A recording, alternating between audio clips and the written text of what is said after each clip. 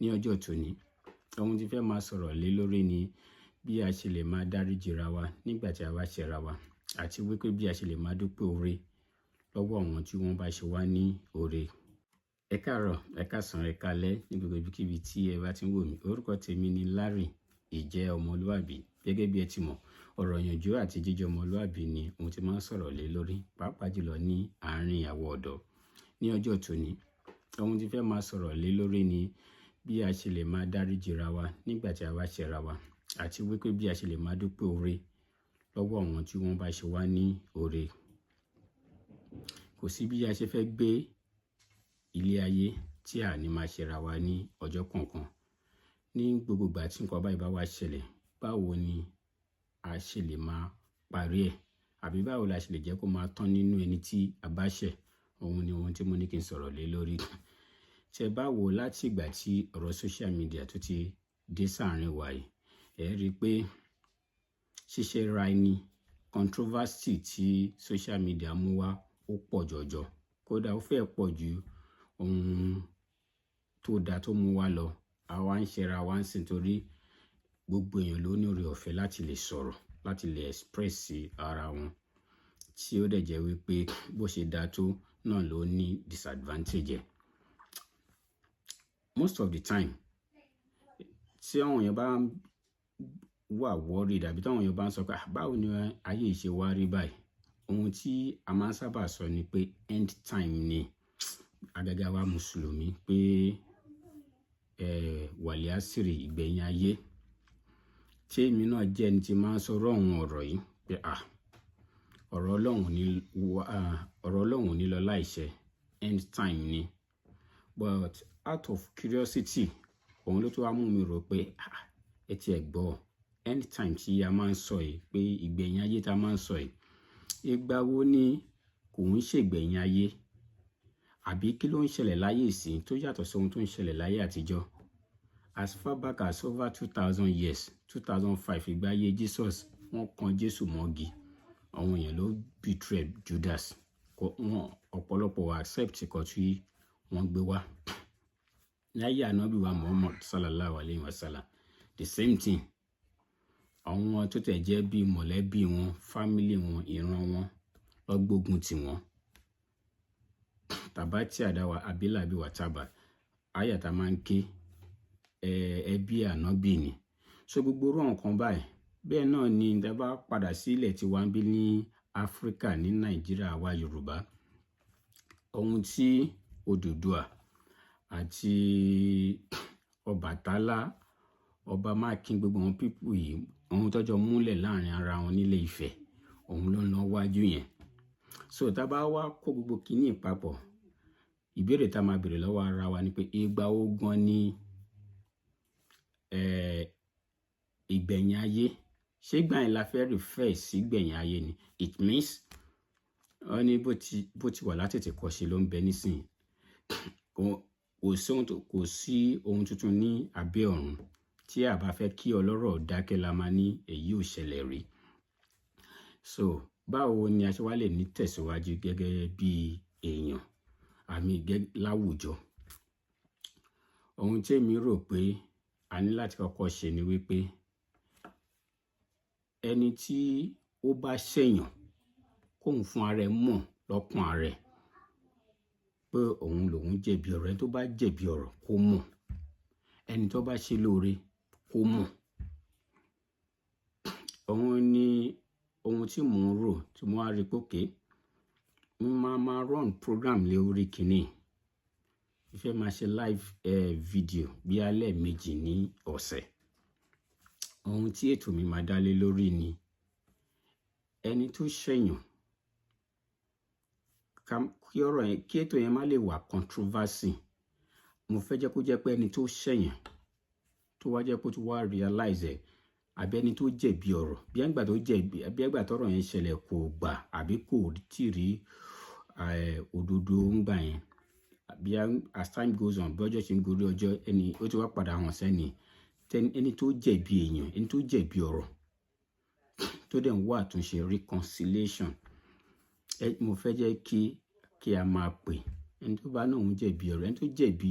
tó fẹ́ reconcile pẹ̀lú èèyàn tó fẹ́ wá àforíjì ẹni kọ́lọ̀lẹ́ o òun gbogbo lálágbára tábàdá ẹni tó jẹ̀bi ọ̀rọ̀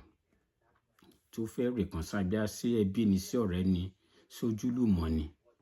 ká tiẹ̀ bẹ̀rẹ̀ láti bẹ̀yẹn ká lè heal society wa tí a bá jẹ̀bi ọ̀rọ̀ tá a ti padà realize ẹ lè kàn sí mi kẹ́ ṣe live program kẹ́ render public apology ẹ jẹ́ ká bẹ̀rẹ̀ bẹ́ẹ̀ mo mọ̀ pé lèyí lè ohun tó ṣòro ṣe ni kéèyàn admit pé òun jẹ̀bi àmọ́ tí a bá ń sọ pé a fẹ́ better society kò lè jẹ́ látọ̀dọ̀ olórí nìkan kò dẹ̀ lè jẹ́ látọ̀dọ̀ group of àwọn èèyàn individual torí individual à ń ṣẹra wa tẹ́mi bá ṣèyàn tí bá gbà pé mi mo jẹ̀bi eléyìí yẹ pé kò force wa eléyìí yẹ pé ká fẹ́ ṣe nítorí pé nǹkan tá fẹ́ benefit willingly kó jẹ́ nǹkan tó wá mutual látọkàn èèyàn pa èèyàn ti padà rí òkúdúró ọ̀rọ̀ àbẹ́yàn ti padà rí pé kíní yìí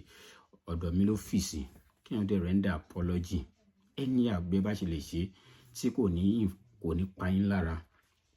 màá fún yín ní WhatsApp number mi ẹ kàn sí mi anytime tí bá fẹ́ wá sí online màá send notification ẹ jẹ́ ká connect tẹ́ bá render apologies tí ẹni tí ẹ̀ṣẹ̀ tó bá rí kómi dè kómi bí ẹ̀ṣẹ̀ yẹn ṣe lè tóbi tó àbí bí inú ṣe lè máa bí ẹni ẹ̀ tó tẹ́ni bá rí pé render public apology mo mọ̀ pé at least kò ń ṣe kó má reduce kó má mú bí 30-40-50% kúrò nínú anger tẹ́ni yẹn máa ní torí tẹ́yàn bá ní kéèyàn tọrọ àforíjì tó dẹ̀ ti tọrọ àforíjì kò sí nǹkan téèyàn ti fẹ́ tí mo rò bí èèyàn ti fẹ́ gbà yẹn ní àkọ́kọ́ ẹ̀kejì ní dídúpẹ́ oore abala ìkejì tí màá máa ṣe ni pé kéèyàn máa dúpẹ́ oore ẹni tí ó bá ṣe lóore tó jẹ́ oore tó jẹ́ pé àtẹ́niyẹn rí pé àti ó bá ń ṣe ọlá oore tẹ́ni yìí ṣe fún mi bóyá ọ̀tá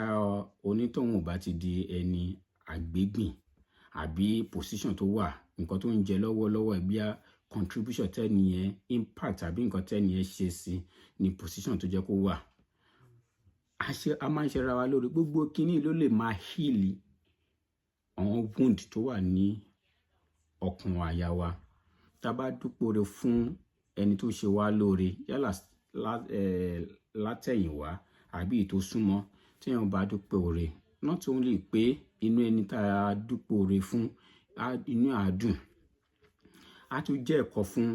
irú àwa tá a bá ń wò àwa tá a bá ń gbọ́ mo rò bí at least tí gbogbo bá sọ pé a fẹ́ better society ká má máa procrastinate kí oníkálukú bẹ̀rẹ̀ at his own space the little tí mo rò bí mo lè ṣe láti contribute sí society èmi náà fi tèmi gan ṣe àkàwé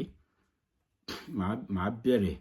látòrí tọ̀dọ̀ mi màá fi tèmi gan ṣe àkàwé so that's the little thing tá a rò kó bí a lè ṣe tá a bá lè ṣe irú nǹkan báyìí tó jẹ́ pé ọ̀rọ̀ bíi à ń tọrọ àforíjì à ń dúpẹ́ oore tó bá pọ̀ láàrin ara wa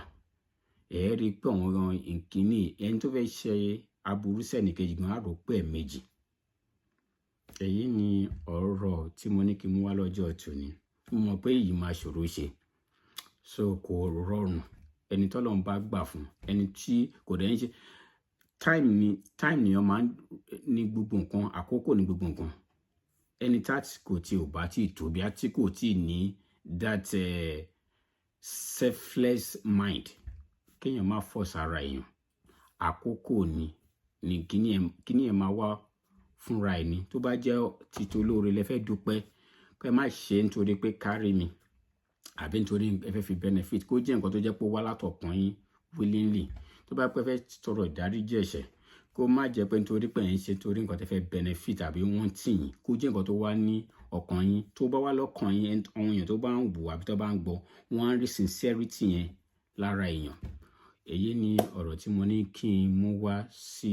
ojúbọ ẹ̀yin èèyàn mi lénìí máa fi WhatsApp number mi síta fún ẹni tí ó bá ní tó fẹ́ kópa nínú nǹkan yìí tí ẹ bá ẹ jọ̀ọ́ ẹ jẹ́ kó máa jẹ́ àtẹ̀jíṣẹ́ which is message àbí voice note nítorí ọwọ́ mi di díẹ̀ ẹ lè má get me through lórí phone tẹ́ bá pè mí direct so tẹ́ bá fi message ránṣẹ́ àbí voice note anytime tí bá free màá lè ìdá tó bá yẹ pé èyí tó yẹ kí n pè yín padà ni kájọ sọ̀rọ̀ màá lè pè yín padà tó bá dẹ̀ jẹ́ èyí tó yẹ kí èmi náà fi àtẹ̀jíṣẹ́ ránṣẹ́ padà ni màá lè ṣe bẹ́ẹ̀ ẹ jọ̀ọ́ òun ni ọ̀rọ̀ tí mo ní kí n mú wá lọ́jọ́ tòní